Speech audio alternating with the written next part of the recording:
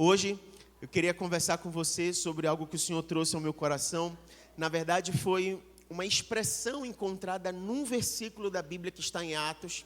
Mas antes de nós chegarmos nesse texto de Atos, eu quero percorrer com você e caminhar com você algo que, como se uma espécie de continuidade do que a gente foi ministrado na semana passada e que nos ajuda a chegar a este ponto deste versículo que representa uma característica e algo vivido pela igreja primitiva, pela igreja do primeiro século.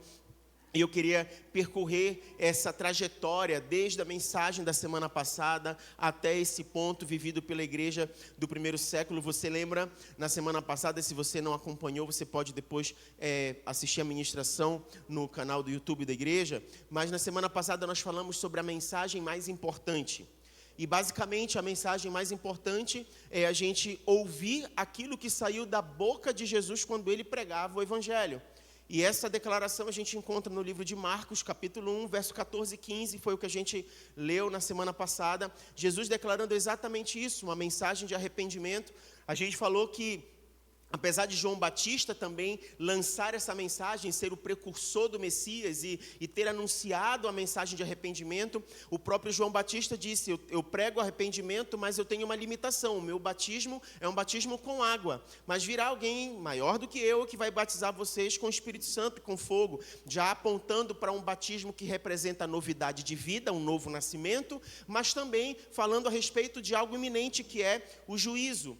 E quando Jesus pregava e anunciava essa mensagem, as pessoas ficavam marcadas pela mensagem que ele proclamava, não simplesmente pelo que ele estava dizendo. Afinal de contas, por diversas vezes, aquilo que Jesus falava representava o que os profetas haviam dito. E o que o próprio Senhor Jesus estava vivendo e fazendo era um cumprimento dessas coisas. Você deve lembrar, por exemplo, que quando ele entra em Jerusalém sentado num jumentinho, ele está reproduzindo exatamente o que foi descrito pelo profeta. Então, essas marcas, essas características apontavam de que ele não era qualquer profeta, ou que ele não era qualquer pessoa que fazia milagres e que operava milagres e que falava coisas que impactavam a vida das pessoas. Ele apontava para que ele fosse e era o reconhecimento do Messias, o cumprimento de tudo aquilo que foi apontado. E por isso em Mateus capítulo 7, lá no finalzinho, no verso 28 e no verso 29, você vai perceber que as pessoas, ao escutarem as palavras de Jesus, elas conversavam entre elas dizendo assim mesmo, ele é diferente. Ele é diferente porque ele não fala como os outros falam, ele não fala como aqueles que não carregam autoridade. O discurso dele é um discurso carregado de autoridade, de poder. Ele nos ensina como alguém que de fato transmite aquilo que ele está vivendo, como quem conhece a palavra e tem autoridade para falar dela. Diferente dos escribas, ele não é assim. As pessoas percebiam que além da mensagem daquilo que Jesus estava falando, ele carregava autoridade sobre o que ele fazia. E diante de tudo isso que aconteceu, ele anunciando e as pessoas testificando a respeito de quem ele era e percebendo que ele estava apontando como Messias para o cumprimento de todas as coisas, mesmo os discípulos que andaram com ele durante 3 anos aproximadamente, mesmo os discípulos, após o momento em que Jesus foi levado à cruz e ele foi crucificado e ele morreu, os mesmos discípulos que ouviram da boca de Jesus a mesma mensagem, até eles duvidaram.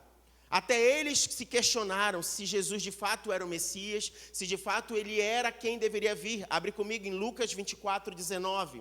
Você vai perceber que alguns discípulos estavam a caminho de Emaús e eles conversavam entre eles por conta da tristeza que ocupava os seus corações, por conta da morte de Jesus e a dúvida de que se ele era ou não verdadeiramente o Filho de Deus. Lucas 24, 19 diz assim, e ele disse-lhes, quais coisas? E eles lhe disseram, a respeito de Jesus de Nazaré, que foi um profeta poderoso em feitos e palavras diante de Deus e de todo o povo, e como os principais sacerdotes e os nossos governantes o entregaram para ser condenado à morte e o crucificaram. Verso 21, mas nós esperávamos que fosse ele quem havia de remir Israel, e todavia, além do mais, já é hoje o 3º dia desde que essas coisas aconteceram. Até eles que andaram com Jesus, Até eles que presenciaram e foram testemunhas daquilo que Jesus fez, até eles deixaram que o coração fosse abalado pelo medo e pela insegurança diante dos fatos e chegaram a questionar: será mesmo que ele era? Nós achávamos que era ele, mas hoje já é o terceiro dia em que essas coisas aconteceram. E nós nos vemos como surpreendidos, entristecidos, duvidando a respeito de quem ele era. Mas sabe, apesar disso, apesar desse momento, apesar desta experiência, o texto, se você continuar lendo, vai apontar que Jesus ficou com eles uma noite, enquanto eles estavam viajando, sentou com eles à mesa, e no momento em que eles sentaram e foi dado graças e partido o pão, os olhos deles como escamas saíram, e eles viram e perceberam que era Jesus. Eles tiveram a memória do que acontecera momentos antes, dias antes, enquanto Jesus estava com eles na última ceia. E perceberam que quem estava ali diante deles era o próprio Senhor ressurreto. E eles saíram correndo ao encontro dos outros discípulos. E onde os outros discípulos estavam? Estavam dentro de uma casa, com medo, escondidos. E nessa experiência, Jesus aparece entre eles, no meio deles, com a casa toda trancada, Jesus aparece no meio deles. E a primeira coisa que Jesus declara quando chega naquele ambiente é: que a paz seja com vocês. Que haja paz no coração onde há essa angústia, que haja alegria no coração onde há essa dúvida e essa tristeza. Foi nesse episódio que Tomé chegou e disse assim: me permite tocar, eu quero ver se é tu mesmo, porque pode ser um fantasma. E ele diz: não, pode pegar, sou eu mesmo. Essas marcas que eu trago são as marcas do sacrifício que eu fiz. E eles tiveram a experiência mais poderosa da vida deles. O Senhor Jesus soprou sobre eles o ruach. O ruach é o fôlego do Espírito Santo. É a mesma expressão utilizada em Gênesis, quando Deus faz o homem à sua imagem e semelhança do pó da terra e sopra sobre as suas narinas e ele se torna alma vivente. A mesma expressão utilizada em Gênesis para esse sopro de Deus sobre as narinas do homem, tornando-o vida, é a mesma expressão utilizada aqui no Novo Testamento para essa experiência em que Jesus sopra sobre os discípulos e eles recebem do Espírito. Então, esse receber do Espírito aponta para um novo nascimento, para uma novidade de vida. E diante dessa experiência, de um novo nascimento, de uma novidade de vida, diante dessa experiência de perceberem que Jesus não era um fantasma e de que aquela dúvida a respeito se ele era ou não o Messias não pairava mais sobre eles, os olhos deles estavam testemunhando a respeito de quem Jesus era. Então Jesus comissiona esses discípulos a um cumprimento de um propósito. Eles agora têm uma missão que não termina com o fato de Jesus ter morrido e ressuscitado, mas continua pelo fato de eles creem na ressurreição de Cristo. Mateus 28 vai dizer isso a partir do verso 18. E Jesus veio e lhes falou dizendo: foi-me dado todo o poder no céu e na terra. Portanto, ide, ensinai todas as nações, batizando-as em nome do Pai e do Filho e do Espírito Santo, ensinando-as a observar todas as coisas que eu vos tenho mandado. E eis que estou convosco para sempre, até o fim do mundo. Amém. A gente tem Jesus dando uma missão e comissionando os discípulos a um propósito. E o que é interessante a respeito disso é que Jesus resgata com eles esse propósito baseado na experiência que eles mesmos haviam vivido. Jesus disse: ensinem as nações, ensinem as pessoas como é viver o Evangelho. Ensinem as pessoas tudo aquilo que eu ensinei a vocês. E sabe o que é interessante? Os discípulos tiveram experiências com Jesus em que eles sentaram para ouvir o Mestre. Eles tiveram experiências em que Jesus falava para a multidão e depois eles chegavam no secreto com Jesus e perguntavam: por que o Senhor falou desse jeito? O que o Senhor quis dizer com aquela parábola? Qual é o significado das tuas palavras? Quando é que tais coisas irão acontecer? Mas muitas das coisas que eles aprenderam vendo o Mestre vivendo. Eles viram o Mestre. Eles viram como Jesus se portava. Eles viram como Jesus reagia. Eles viram como Jesus agia diante das situações. Quando ele estava cercado pelas multidões e Deus queria operar algo naquele lugar, ele parava tudo. Alguém me tocou. quando ele sabia que precisava ter um encontro com alguém, e ele então parava, mesmo que fosse no sol do meio-dia, e teria um encontro que seria transformador e libertador para a vida de uma mulher, por exemplo, que estava se escondendo das outras pessoas. Os discípulos sabiam que ele era diferente, viam nele esse comportamento, e a autoridade que Jesus carregava tinha a ver exatamente com o fato de eles ouvirem as suas palavras, mas verem o seu testemunho. É como se eles estivessem dizendo, quando Jesus disse assim, vão e enquanto vocês estão indo pelo mundo, ensinem as pessoas a viver o Evangelho. É como se eles dissessem assim, querem ver Jesus? Olhem para nós. Querem ver Jesus? Olhe para mim. Você quer aprender a respeito do Mestre? Olhe como é que eu vivo. E quando você tem essa realidade, ela parece muito diferente do que as pessoas estão vivendo hoje. Porque as pessoas reconhecendo talvez as suas imperfeições, as suas limitações, reconhecendo que elas têm muitas falhas e defeitos, a primeira coisa que elas dizem é assim, olha, não olha muito para mim não, eu sou cheio de falha, eu sou cheio de defeito. Mas quando a gente olha para o apóstolo Paulo e ele declara assim, olha, Senhor, a tua graça me basta. É o teu poder que se aperfeiçoa nas minhas limitações, nas minhas fraquezas. Então, a gente não tem que chegar e dizer, não olhe para mim, é como se a gente dissesse, você quer saber o que é o poder de Deus? Comece a olhar para a minha vida, porque você vai ver alguém imperfeito, alguém cheio de falhas, mas com graça de Deus agindo de uma forma que eu não sei explicar, na qual você vai ver o amor de Deus, vai ver o caráter de Deus. Porque você pode me ver como uma pessoa antes de Jesus e outra pessoa depois de Jesus. O grande detalhe é que as pessoas têm decidido pelo Evangelho, mas não têm assumido um compromisso no caminhar com o Senhor. E aí parece que as suas vidas não sofrem transformação, não é pelo fato da palavra não ter poder, não é pelo fato do Senhor Jesus não ter poder, é pelo fato de não assumir o compromisso diante daquele que pode todas as coisas. Então, se ele é o mesmo ontem e hoje, se ele foi capaz de morrer na cruz e ressuscitar por amor de mim, como não seria capaz de transformar a minha vida por completo? Ele é poderoso e ele é capaz.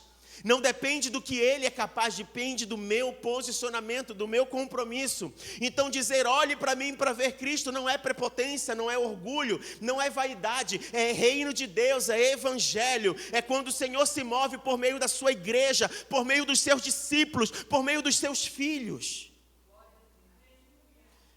O Espírito Santo, ele é responsável por essa obra na nossa vida.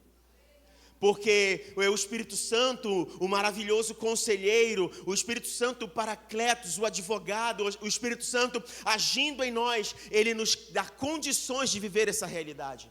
Seja pelo fato da primeira experiência, quando nós fomos alcançados pelo Evangelho e fomos convencidos do pecado, todos éramos pecadores e precisávamos da graça do Senhor. Seja por conta da justiça, eis o Cordeiro de Deus que tira o pecado do mundo. Seja por conta da condenação, do juízo, sabendo que haveria uma condenação para aqueles que não se arrependessem dos seus pecados. Não apenas isso, o Espírito Santo não só nos convenceria dessa realidade, mas o Espírito Santo também nos capacitaria para vivermos o Evangelho de Cristo Jesus. O Espírito Santo seria aquele que nos revestiria de autoridade para termos condições de vivermos esta realidade. Atos 1:8. Jesus não apenas comissionou os discípulos, mas ele também fez uma declaração de que eles precisavam ser autorizados pelo Espírito Santo com a capacidade que naturalmente não se teríamos, se não fosse uma ação sobrenatural agindo nas nossas vidas para darmos conta dessa missão. E Atos 1:8 vai declarar exatamente isso. Recebereis poder quando vier sobre vós o Espírito Santo. E sereis minhas testemunhas, tanto em Jerusalém, como toda a Judeia e Samaria, e até a última parte da terra. Em algumas traduções, até os confins da terra. Esse receber poder, poder dunamis, dínamos, poder explosivo, poder destruidor, poder como uma dinamite. Eu não sei se você já viu uma cena de filme de aventura, com certeza, onde há explosões. A palavra utilizada aqui seria o que hoje a gente tem o TNT, que é uma carga explosiva.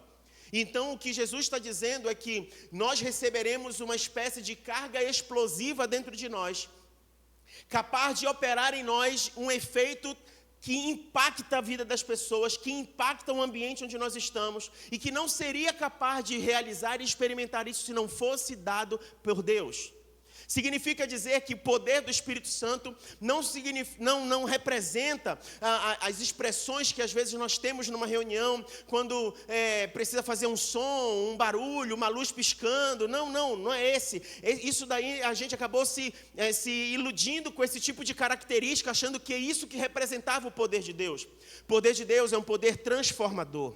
O poder de Deus é um poder que opera de dentro para fora. O poder de Deus é aquilo, olha, eu não sei como aconteceu, mas eu sei que aconteceu. Eu não sei quem realizou, mas eu sei que realizou. Antes eu era desse jeito, agora eu sou de outro jeito. Eu não sei explicar. Do nada ele fez tudo, eu não sei explicar. Ele foi capaz de fazer e hoje eu estou testemunhando para você o que ele fez na minha vida. O poder do Espírito nos reveste de autoridade para isso, para nós sairmos da nossa zona de conforto, para nós sairmos do esconderijo, de estar escondido, acanhado, com medo das coisas. O amor de Deus revelado em Cristo Jesus operou em nós de uma forma tão poderosa e tão tremenda que o Espírito Santo nos leva a viver coisas que nós não seríamos capazes de viver sem Ele. É disso que está falando. Da coragem que a gente começa a ter para se posicionar diante das coisas. A sabedoria no falar, quando nós não sabemos falar o que precisa ser dito, mas o Espírito fala em nós e através de nós. É quando o Senhor quer realizar algo no meio das pessoas e Ele sabe que pode contar com algum dos seus filhos enviados da parte dEle para esta manifestação de poder e de autoridade.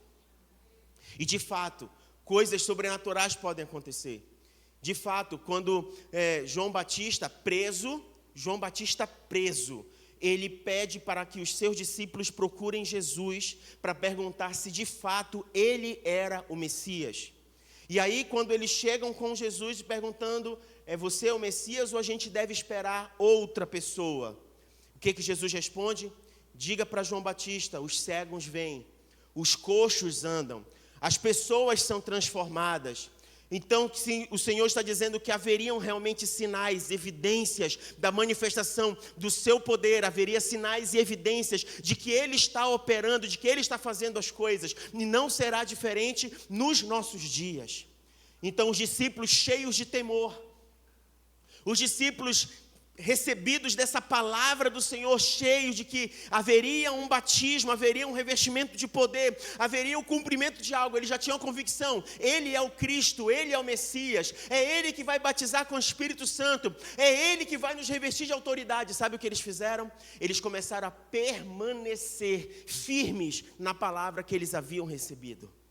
E a palavra de Deus vai dizer em Atos capítulo 2, verso 1, no momento em que eles estavam comemorando a festa de Pentecostes, eles estavam experimentando uma posição unânime em seus corações. Atos 2:1 vai dizer o seguinte: e quando o dia de Pentecostes chegou completamente, todos eles estavam unânimes em um lugar.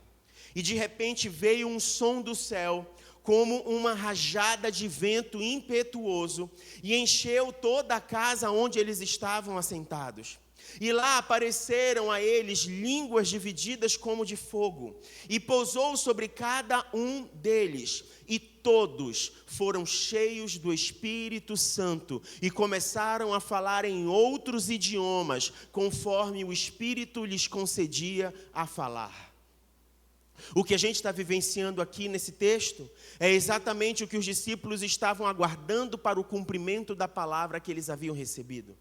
O Senhor disse: vocês serão revestidos de autoridade, vocês serão revestidos de poder, vocês serão capazes de comunicar essa mensagem a todos os cantos da terra, não apenas em Jerusalém, mas em toda a Judeia, Samaria, aos confins da terra. Então eles permaneceram na palavra. O Senhor prometeu, o Senhor prometeu, o Senhor prometeu que faria, o Senhor disse que faria, o Senhor nos deu uma palavra que faria. Nós estamos aqui permanecendo, nós não sabemos como, nós não sabemos quando, quando, nós não sabemos onde, mas nós sabemos, o Senhor foi fiel, prometeu que viria e veio. O Senhor foi fiel, disse que morreria e ressuscitaria, e o Senhor morreu e ressuscitou. Agora o Senhor nos envia, e nesse enviar o Senhor diz que irá nos capacitar para sermos suas testemunhas. Nós permanecemos na tua palavra, nós permanecemos na tua palavra, e não foi diferente isso que aconteceu em Atos 2, durante o Pentecostes. Eles estavam unidos, todos unânimes, num só lugar, num só propósito, num só coração, numa só expectativa, porque essa é a evidência, a unidade, a evidência de que somos um só corpo e uma só igreja. O apóstolo Paulo chegou a dizer: nós participamos de uma só fé, de um só batismo, de um só Espírito, de um só Deus que opera tudo em todos. É essa experiência. Eles foram todos cheios do Espírito Santo. E cheios do Espírito Santo, eles começaram a dar testemunhos a respeito do que o Senhor estava fazendo. Eles cheios do Espírito Santo, eles então foram capacitados com a capacitação que o Senhor havia dito que eles iriam experimentar. E a primeira experiência aconteceu ali naquele lugar no cenáculo, naquele ambiente onde eles estavam. Foi ali que aquilo aconteceu. Se você for ainda em Atos 2, a partir do verso 38, você vai perceber que um pescador, alguém que era iletrado, alguém que não sabia falar direito, alguém que as pessoas socialmente não dariam tanto crédito ou tanta valor ao que estava sendo dito por conta da característica humilde e simples de se viver. Esse homem se levanta na autoridade do Espírito de Deus, após ser revestido de poder em Atos, no Pentecostes, naquele mesmo episódio. A gente está indo para o verso 38, olha o que acontece então. Então lhes disse Pedro: arrependei-vos e seja batizado cada um de vós no nome de Jesus Cristo para a remissão dos pecados, e recebereis o dom do Espírito Santo. Porque a promessa é para vós, e para vossos filhos, e para todos os que estão longe, todos quantos o Senhor Deus tem chamado. E com muitas outras palavras, ele testificava e os exortava, dizendo: salvai-vos desta geração perversa. Então, os que alegremente receberam a sua palavra foram batizados, e naquele dia acrescentaram-se em torno de 3.000 almas. O que a gente tem aqui? Pedro declarando a mesma mensagem que Jesus declarou. Pedro pregando exatamente a mesma mensagem de Jesus: se arrependa e seja salvo. Não morra, não venha perecer com esta geração. Não venha se perder com esta geração. Se arrependa dos seus pecados e seja batizado pelo Espírito Santo. Seja batizado tanto no arrependimento, confessando os seus pecados, mas seja batizado pelo Espírito Santo, que irá lhe capacitar para ser testemunhas. Mas não seja morto, não seja enrolado, não seja enganado com as seduções dessa vida, desta geração. Não se perca, porque esta salvação veio para você, mas veio também para os seus filhos, veio para a sua casa, veio para a sua descendência, veio para todos aqueles que o receberem. E todos quanto o receberem, deu-lhes o direito de serem chamados filhos de Deus. Não mais criação de Deus, não apenas imagem e semelhança de Deus, mas agora filhos, porque foram comprados por um alto preço e agora fazem parte, são propriedade exclusiva do Senhor. E eu cheguei até aqui com você, e eu gostaria de dizer que até aqui foi a introdução. Brincadeira, poderia ser.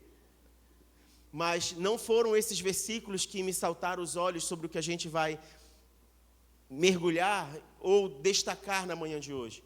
Mas o que acontece na declaração dos versículos 42 e 43 de Atos 2. Perceba que a gente saiu da mensagem de Jesus, percorreu a experiência que ele teve com os seus discípulos, chegou até a igreja do primeiro século, mas a marca do fundamento da igreja, que é Cristo, fez com que eles vivessem de uma maneira diferente. E olha só o que aconteceu nos versos 42 e verso 43. E eles continuaram firmemente na doutrina dos apóstolos, e na comunhão, e no partir do pão, e nas orações. E o que destacou para o meu coração e que saltou no meu coração nessa semana, e na alma de cada pessoa havia pleno temor, e muitos feitos extraordinários e maravilhosos eram realizados pelos apóstolos. É a alma carregada de pleno temor que saltou aos meus olhos e saltou ao meu coração essa semana. O que significaria carregar na alma pleno temor? O que significaria ter dentro da sua alma pleno temor? E a gente vai falar um pouquinho sobre o versículo 42, mas eu queria que a gente entendesse todo esse âmbito dos versículos 42 e 43 declarados aqui em Atos 2. Primeiro, desfazendo todo o entendimento equivocado a respeito de temor como medo. De fato, um dos sentidos de sinônimos a respeito de temor é ter medo, mas o texto utiliza o temor numa aplicação de significado ligado a respeito. O temor aqui não é respeito, o temor aqui não é medo, o temor aqui é respeito. Ou seja, eles eram carregados de um respeito, de uma gratidão. Eles eram carregados de um sentimento diante daquilo que Deus já havia feito sobre a vida deles de uma forma tão poderosa e tão tremenda que envolvia todo o ser deles. A vida deles era preenchida por isso. Esse respeito, essa devoção preenchia a vida deles de uma tal forma que eles se moviam por conta disso. É como se a gente estivesse dizendo assim mesmo: eu sei de onde eu vim, eu sei qual era o meu destino, eu sei para onde eu iria, mas eu, sem merecer nada e sem fazer o mínimo de esforço, fui alcançado por uma graça salvadora que transformou a minha vida. Como não poderia eu expressar a minha vida em novidade diante de tão grande salvação? Como eu não poderia viver e expressar tão grande salvação diante do que aconteceu comigo? O meu destino era a morte, o meu destino era o inferno, mas mesmo sem eu fazer nada, Ele me amou primeiro, e Ele me alcançou, a sua graça me alcançou. Como eu não poderia responder a esta salvação e corresponder a esta salvação? Como poderia eu ser indiferente a tamanho amor?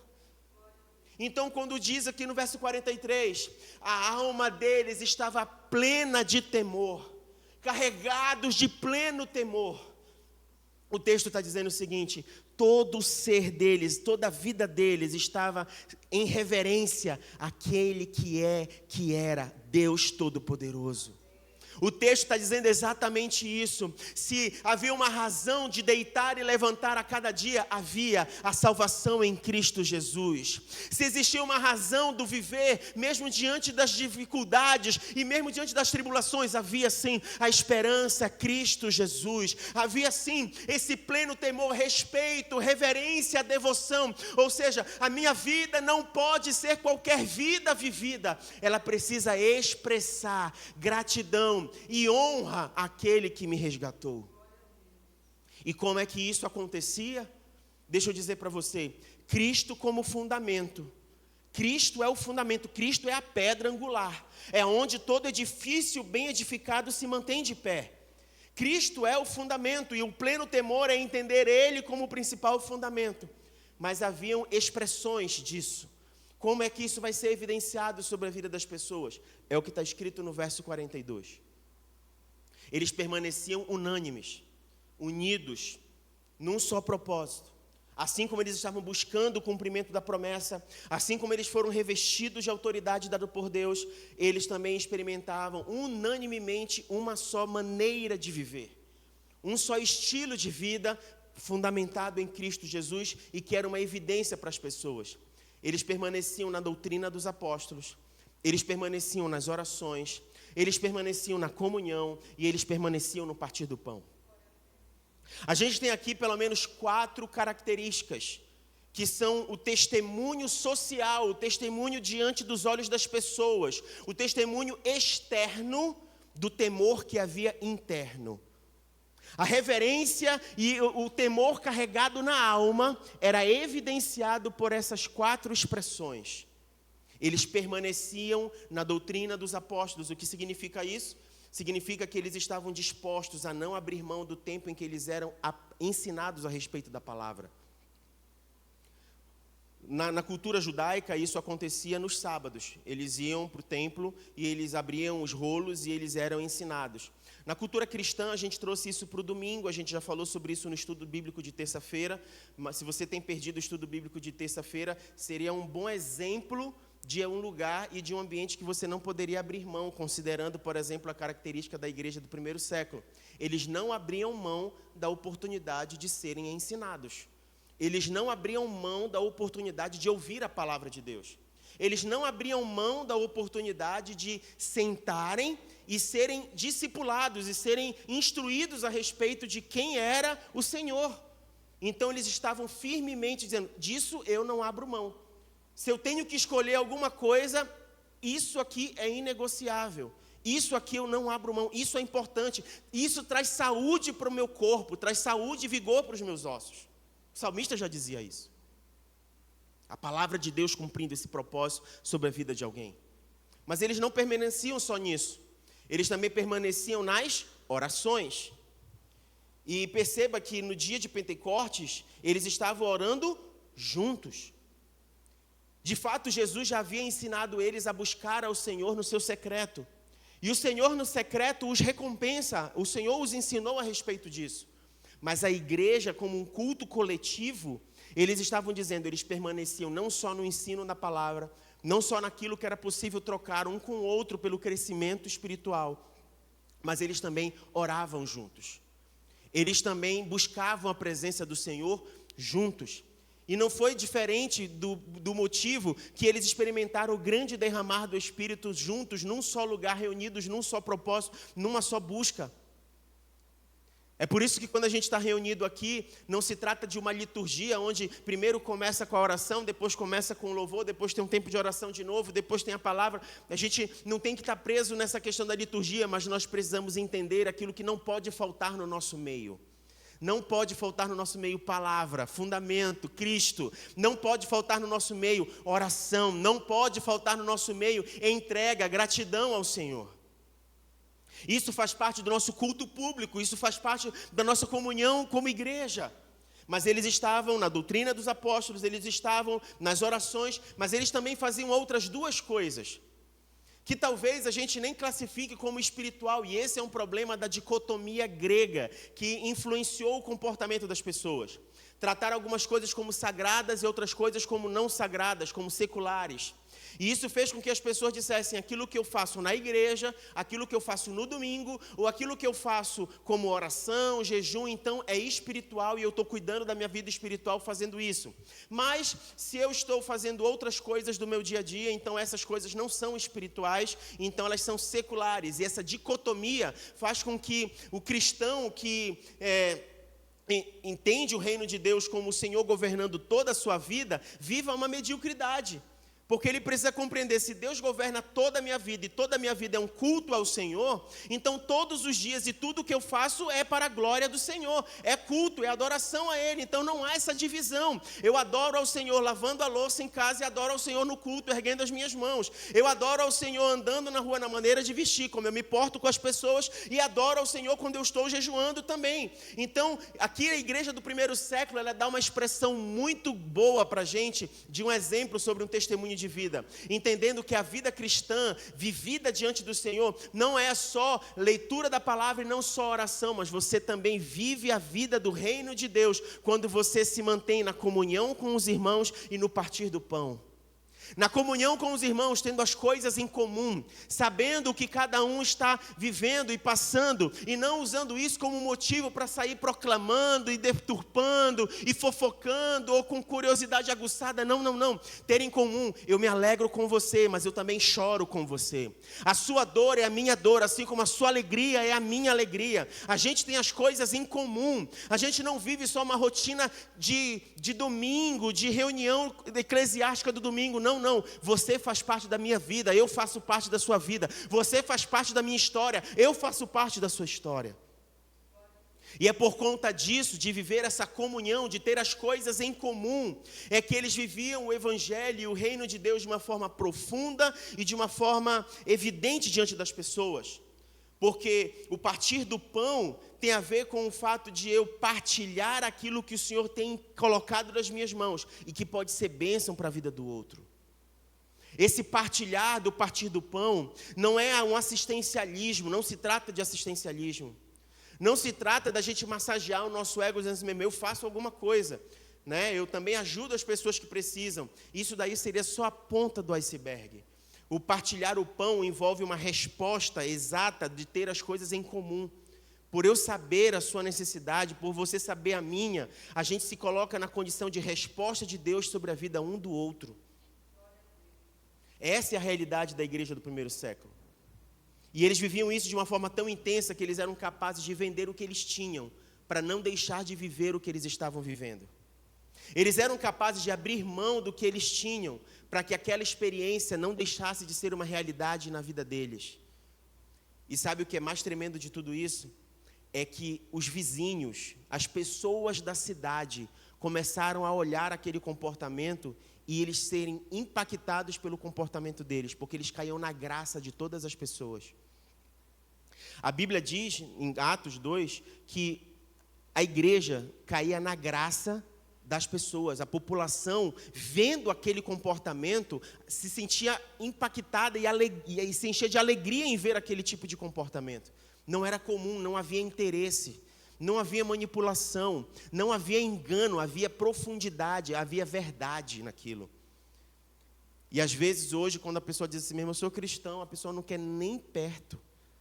Não quer nem perto. Se você vai fazer um negócio numa loja dizendo eu sou crente, se você disser que é pastor, então, aí que o negócio desanda. Por quê? Porque o testemunho caiu em descrédito. Dizer que é como se você quisesse trazer um lastro de verdade, de credibilidade, sobre um testemunho que não existe. E o que o Senhor falou muito forte ao meu coração, que eu queria compartilhar com você nessa manhã, é que nós como igreja, nós como cristãos, que nós possamos ter a nossa vida carregada de pleno temor. O que vai nos fazer dar um bom testemunho para as pessoas não é a gente ser politicamente correto. O que vai nos fazer dar bons testemunhos para a pessoa não é a gente estar cheio de boas intenções. O que vai fazer a gente dar bom testemunho para as pessoas é nós estarmos cheios do Espírito Santo de Deus.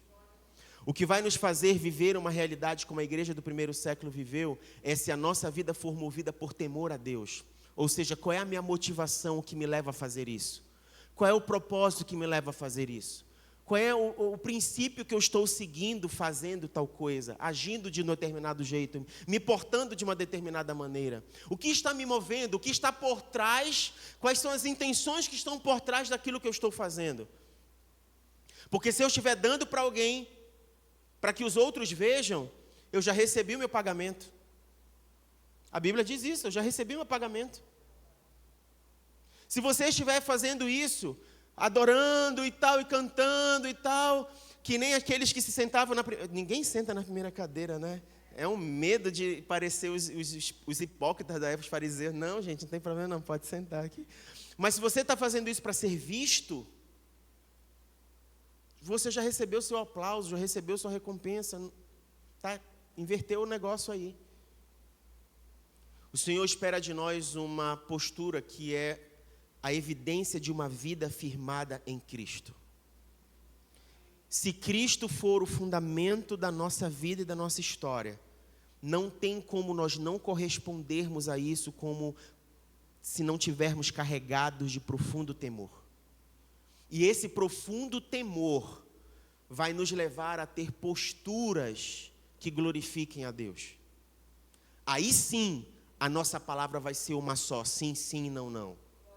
Aí sim, os nossos olhos vão se desviar do mal. Aí sim, o nosso coração vai ser guardado para não se corromper. Aí sim, o nosso testemunho vai trazer uma evidência disso.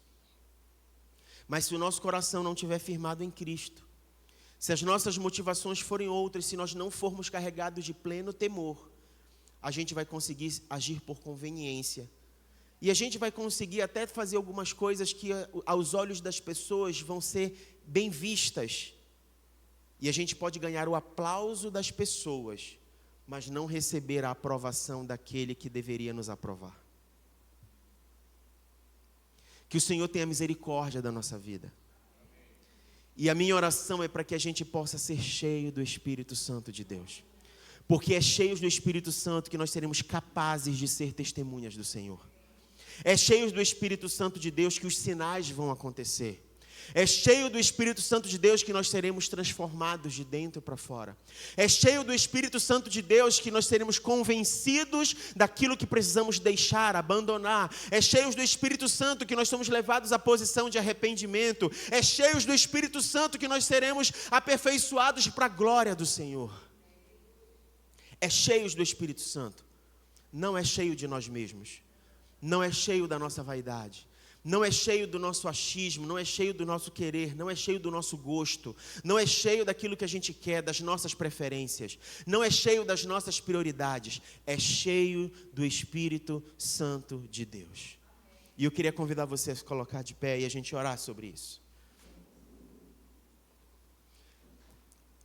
E eu queria que você marcasse aí na sua Bíblia esse versículo, Atos 2:43, marcasse esse versículo 43 na sua Bíblia e você meditasse a respeito disso. Senhor, me mostra diariamente no meu estilo de vida, me mostra diariamente na minha maneira de ser, o que é ser carregado de pleno temor. Senhor, me mostre de que forma eu posso viver uma vida como quem teme ao Senhor verdadeiramente, que anda segundo os teus propósitos, segundo os teus caminhos. Eu desafio você a fazer isso e corro o risco de dizer que você irá ser surpreendido, porque isso irá tirar você, assim como tem me tirado da zona de conforto. Tem me tirado da zona de conforto e vai tirar você também da zona de conforto, porque vai custar algo para nós. Talvez algo que a gente goste e que no fundo talvez nem tenha problema, mas não está no nível de ter problema, está no nível de como isso se evidencia diante do Senhor, do que Ele tem pedido para nós, do que Ele espera de nós. Ele não quer a sobra do nosso tempo e nem o resto da nossa vida. Ele quer a nossa vida por completo, por inteiro, porque foi por inteiro que Ele se entregou. Que possamos ter então pleno temor como algo presente, de forma abundante dentro da nossa alma. Enquanto nós somos ministrados por essa canção, que ela possa também ser uma oração sua feita nesta hora, ao trono da graça do Senhor. Faça isso. Em espírito